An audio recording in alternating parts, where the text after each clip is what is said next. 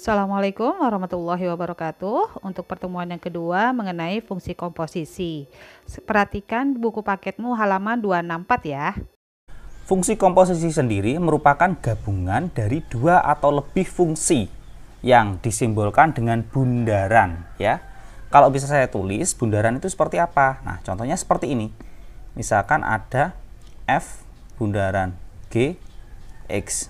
Nah, jadi ini bacanya bundaran ya, bukan O ya, bukan Fok, bukan, tapi F bundaran GX itu artinya adalah F GX ya.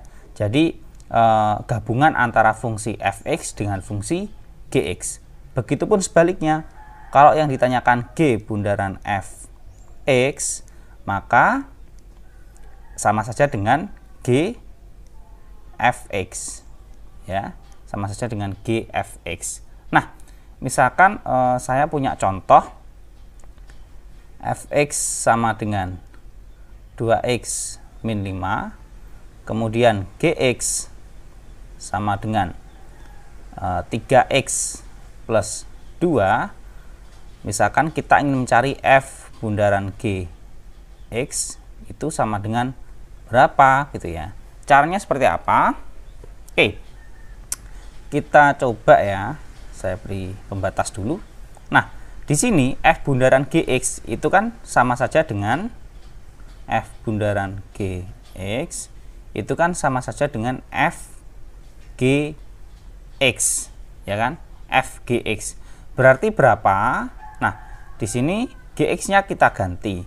Karena Gx-nya 3x plus 2, berarti kita ganti F dalam kurung 3x plus 2. Terus langkah berikutnya seperti apa? Nah, saya perlu mengingatkan nih tentang fungsi ya. Misalkan saya punya Fx sama dengan 2x min 5 ya, seperti ini misalkan. Kalau yang ditanyakan FA, berarti kita cukup mengganti x dengan A. Maka menjadi 2x min 5 kan sebelumnya, karena yang ditanyakan FA berarti menjadi 2A min 5. Sama halnya kalau yang ditanyakan adalah FB misalkan, berarti sama dengan X-nya kita ganti dengan B, berarti 2B min 5.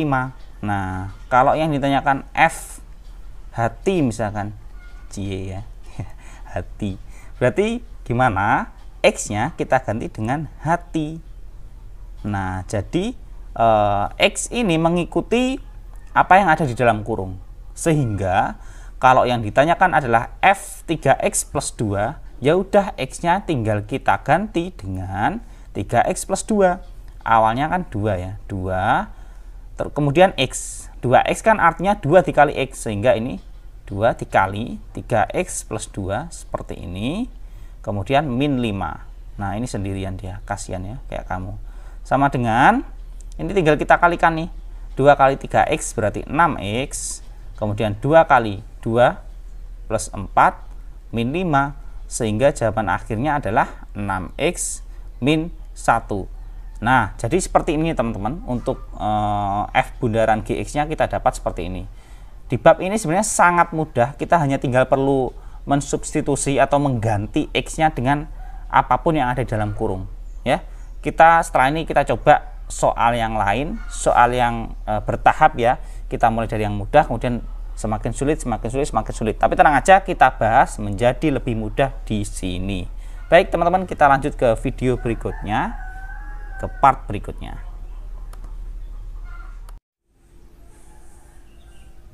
Oke, sekarang kita ke contoh soal yang kedua nih.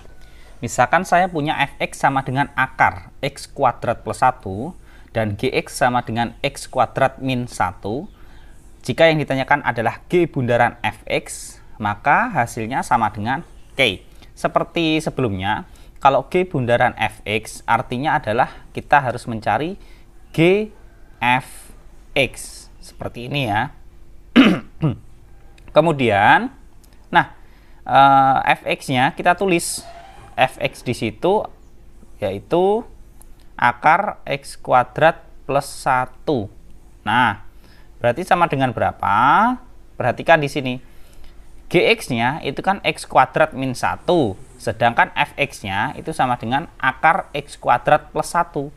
Berarti x yang di sini, x yang di Gx kita ganti dengan akar x kuadrat plus 1. Saya buat tanda merah biar nggak bingung ya. Berarti akar. Nah, x kuadrat plus 1 ini kita kuadratkan sesuai fungsi Gx-nya. Kita kuadratkan. Nah, kemudian kita kurangi dengan 1. Hasilnya, di sini kan akar dikuadratkan, berarti akarnya hilang. Menjadi x kuadrat plus 1 min 1, berarti sama dengan x kuadrat. Ini hasil akhirnya. Oke, sekarang kita coba ke contoh soal berikutnya. Oke, kita masuk ke contoh soal berikutnya. Saya punya fx sama dengan x kuadrat min 2x plus 5. Kemudian Gx-nya sama dengan 2x plus 1. Yang ditanyakan adalah f bundaran Gx. Gimanakah caranya? F bundaran Gx ya, itu sama dengan f Gx. Sehingga kita hanya perlu mengganti f Gx-nya kita ganti dengan 2x plus 1. Kemudian sama dengan x di sini, ini kan fx sama dengan x kuadrat min 2x plus 5.